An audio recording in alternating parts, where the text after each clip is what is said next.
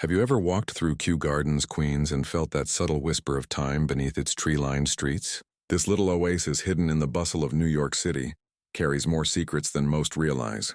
Let me take you on a journey through its hidden past.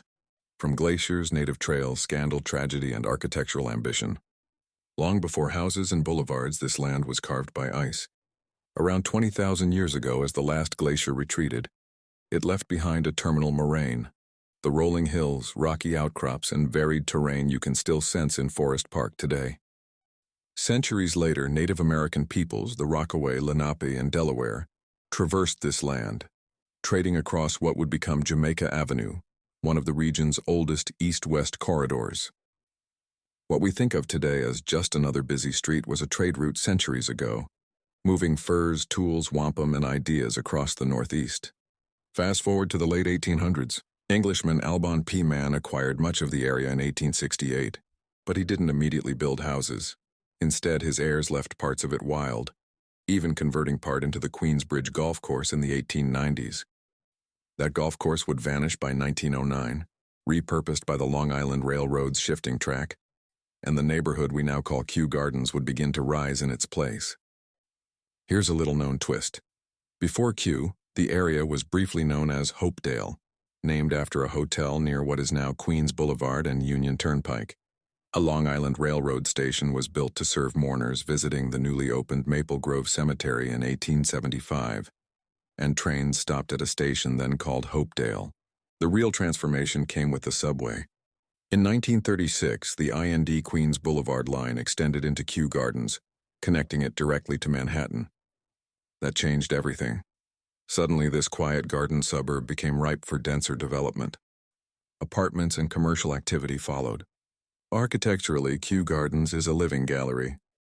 The earliest homes favored English and Neo-Tudor styles, a nod to its namesake in England. But in public and institutional buildings, you'll also find Victorian, Georgian Revival, and Collegiate Gothic touches.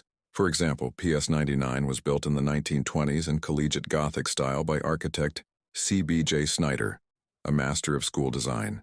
The first church of Kew Gardens, built in 1928, reflects American colonial influences, yet Kew Gardens also bears scars of dramatic events.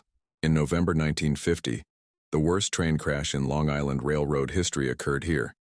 Two trains collided in the evening rush, killing 78 people and injuring more than 360. Locals remember how emergency responders were summoned from across New York City, working for hours to free survivors from the wreckage. Then there's the infamous 1964 killing of Kitty Genovese near the Lefferts Boulevard stairway to the Lear station.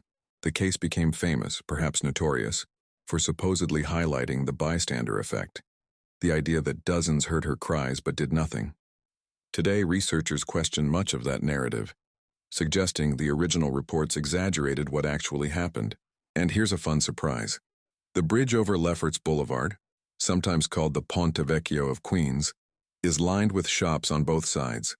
It's one of the few working bridges in the U.S. with a commercial strip built into it. Locals have fought for decades to preserve that unique character against development pressures. As you walk through Kew Gardens today, past Tudor gables, Georgian brick, and Gothic school facades, you're stepping through layers of ambition, tragedy, social change, and design. This isn't just a quiet Queens neighborhood, it's a microcosm of New York City's evolving identity. A place where glacial geology, indigenous travel routes, suburban ideals, subway expansion, and human drama all intersect. So the next time you hop off the train or stroll along Lefferts Boulevard, remember, beneath your feet flows the hidden current of centuries long gone, telling a story few know, but one worth listening to.